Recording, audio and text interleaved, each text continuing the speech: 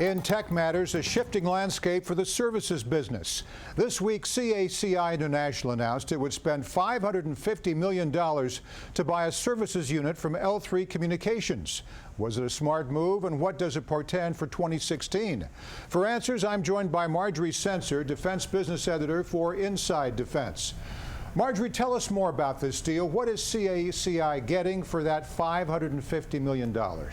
Well, it's getting quite a bit. It's getting a lot bigger. For one thing, it really catapults it into kind of this largest tier of services contractors. It's getting about 4,000 employees, and it's getting a lot of intelligence work with, with agencies that handle intelligence matters, and it's getting the capabilities that go along with that. Now, this isn't their first services acquisition. 2 years ago, CACI spent even more money, about $820 million, on a company called 6-3 Systems. That's a lot of moving parts. Let's talk about the result. How is the CACI of today different from the CACI of 2 years ago?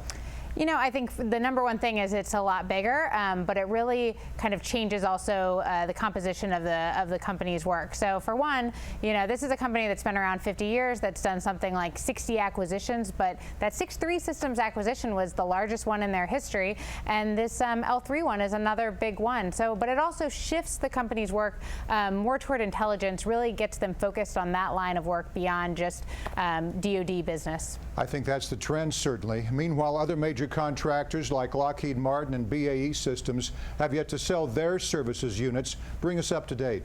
So BAE Systems had been kind of shopping some of its services work, and it announced earlier this year that it's not going to sell them. It thinks it's still a valuable line of business, and it's going to hold on to that work. Lockheed, on the other hand, has said it will not be able to make the decision on what exactly to do with its services work before the end of the year as originally planned, but it intends to do something with it and make an announcement early next year. And the chief financial officer said earlier this month he thinks it would be pretty unlikely that the company would hold on to that business. So I think we should expect a pretty big move there. All right, let's talk about next year. Will CACI's new position in the services marketplace make future spin-offs more or less likely? It's a little bit hard to say. On some level, as other companies get bigger, there may be pressure on smaller companies to do the same and get bigger. But at the same time, some of these players have done major acquisitions. They've got a fair amount of debt on their plate. They kind of need to, as they say, digest their acquisition and stay where they are for right now. So I think it sort of remains to be seen and is very dependent on the company. Now, you talk about debt, but these units are still making money. In the end, Marjorie, this is all about profit margins, right? Absolutely. I mean, L3 said we have to get rid of this unit because its margins just don't fit with our business. At one point, their margins were below 3%. And CACI said this week, look, we think we can bring its margins up very quickly to match ours. We think we have what it takes, and we have sort of the infrastructure to be able to get this business on a better path.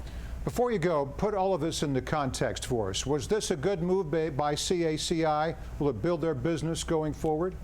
I think CACI executives said this week as they were pitching it that the key is that they've got to execute it. They've got to find a way to bring those margins up. They've got to find a way to make this business work with what they have and use it to grow new work. The key there is turning it into more than just adding revenue, but making it a specialty area, helping it boost the business they have. I mean, one of the things that the CEO said is, look, there used to be some programs out there that we just weren't big enough to compete for. Now, with the scale they are, with about $4.4 billion in annual sales, he says he doesn't think there are any programs that are too big for them to pursue. We'll keep tracking it, certainly. Marjorie Censer, Defense Business Editor for Inside Defense. Thanks, Marjorie. Thank you.